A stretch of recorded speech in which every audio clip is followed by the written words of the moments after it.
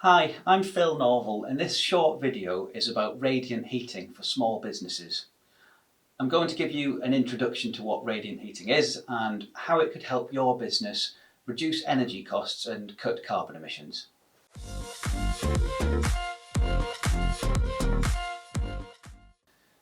Before looking in detail at radiant heating, firstly we need to understand the different ways in which heat can move from one place to another.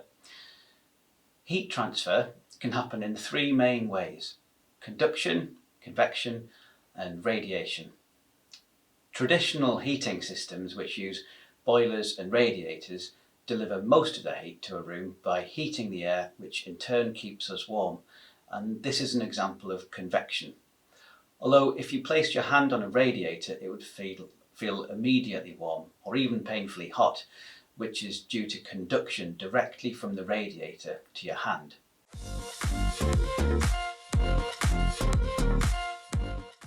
Radiation is the transfer of heat in the form of electromagnetic waves.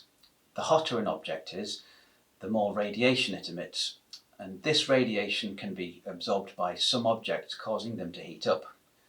This is the process by which the sun's rays heat the earth, or how a campfire can keep people feeling warm even though the air temperature is below freezing. The radiation that is most useful for heating people is infrared. This is invisible to us as it lies just beyond the red part of the visible light spectrum, but because it's easily absorbed by our skin, we feel its warming effect.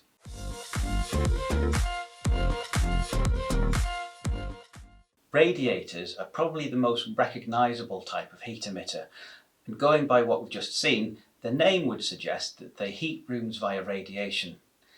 In reality though, they actually do most of their heating by convection, meaning they have to heat up the air in a room before people feel warm. True radiant heaters avoid having to heat up all this air, and instead the infrared radiation they emit heats up people and objects directly, potentially from some distance away. They differ in their design from conventional convective heaters by maximising the heat they emit in the form of infrared radiation and limiting what they emit through convection or conduction.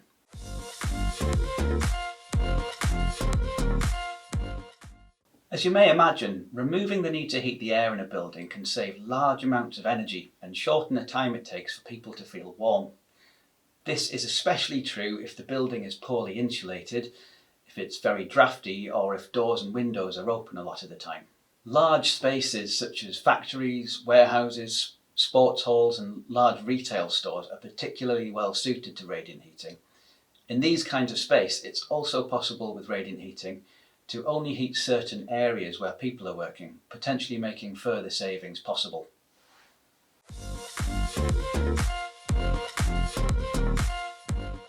So that explains why radiant heating might be of interest to some businesses who want to save energy.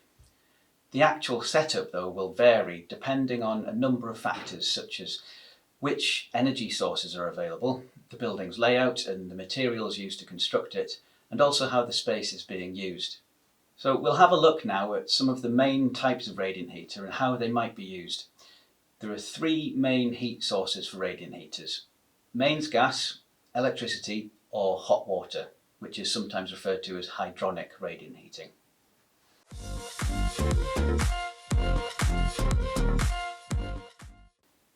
In large buildings with high ceilings and low fire risk, gas-fired radiant tube heaters are often the most popular option.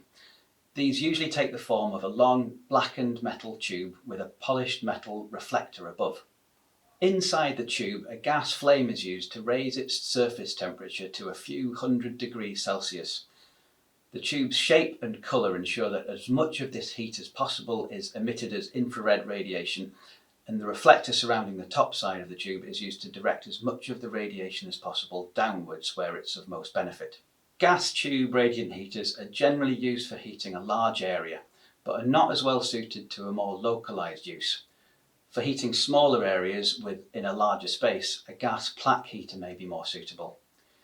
These take the form of a flat plate or plaque that allows a gas flame to burn evenly across its surface. The plaque heats up and emits infrared and a small amount of visible radiation. The plaque is framed by an aluminium reflector which directs the radiation to where it's needed. These heaters are much smaller and positionable than the tube heaters, so they're better suited to very localised heating of individual workstations.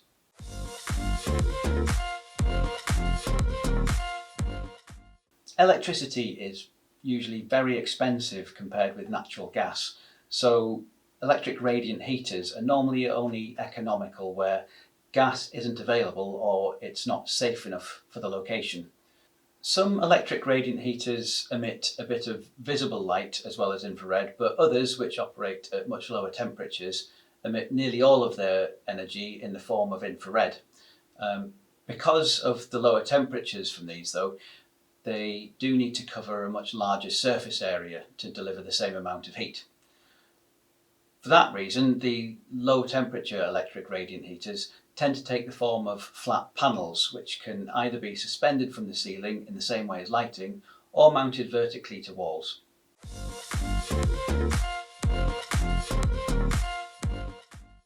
Where direct gas burning radiant heaters are not suitable, but gas is available, there is one way in which gas can still be used for radiant heating, and this is achieved by first generating the heat from gas in an ordinary boiler and then sending the heated water through a series of specially designed flat panels.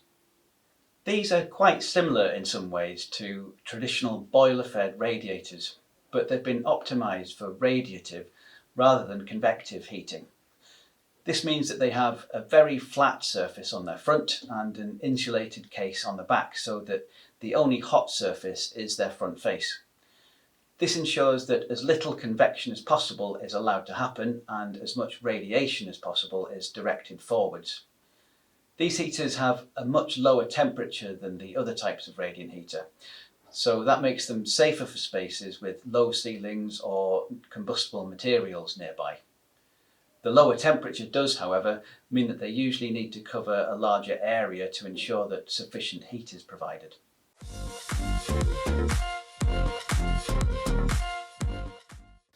Radiant heating design is often closer in its approach to designing a lighting system than a traditional heating system.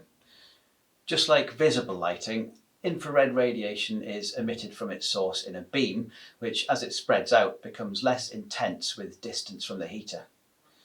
Heaters therefore have to be of the right power output and spacing to ensure that at the height where people are, the radiation feels warm enough and is evenly distributed. One disadvantage of these heaters not directly warming the air is that the heat doesn't go around corners. People only benefit properly from it if they have an unobstructed view of one or more of the heaters.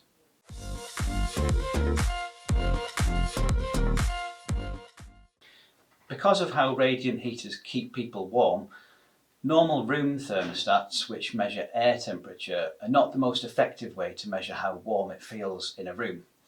Instead, a device known as a black bulb thermostat can be used. This looks like a black dome which hides a temperature sensor and allows infrared radiation to pass through. The temperature sensor therefore detects how much infrared radiation is falling on it, which gives an indication of how warm it feels. In many situations, radiant heating alone is not the best way to keep a space warm.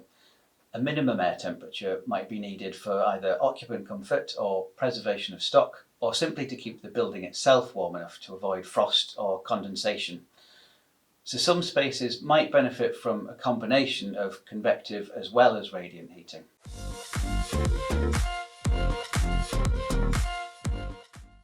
So as we've seen, radiant heating is particularly well suited to poorly insulated, drafty buildings with high ceilings. But the reverse of that is also true, so it's unlikely that radiant heating will reduce consumption by very much in well-insulated, airtight buildings, and low ceilings tend to prevent radiant heaters from creating a good, uniform coverage, and they can also bring the heaters too close to people or flammable materials. Radiant heaters, unlike convective systems, don't really turn up or turn down their power output. Instead, they're pretty much just either on or off. And that means that without well-adjusted thermostats and timers, it is possible to quickly overheat a space and waste a large amount of energy. Manufacturers often quote a very high saving potential from installing their radiant heating products. Independent testing and verification of these savings is not at all common though, so figures quoted by these companies should be treated with a degree of scepticism. It is reasonable though that in a large uninsulated and highly ventilated space that a radiant heating system would reduce the kilowatt hours consumption by around 10 to 25%. So despite these kilowatt hour savings, in the case where an electric radiant heating system is replacing a gas convective heating system, the savings in kilowatt hours won't necessarily translate to a cost saving, and that's because electricity is so much more expensive than gas. However, electricity being supplied through the grid is becoming rapidly less and less polluting the more fossil fuel power plants are being replaced with renewables. That does mean that although an electric radiant heating system may not have much of a cheaper cost to run, it will gradually become more of a saving in terms of greenhouse gas emissions. So I hope you found this video useful. You can find a lot more information about radiant heating by downloading our fact sheet, or if you're interested in any other energy saving technologies, we have several more videos available. And thanks very much for watching.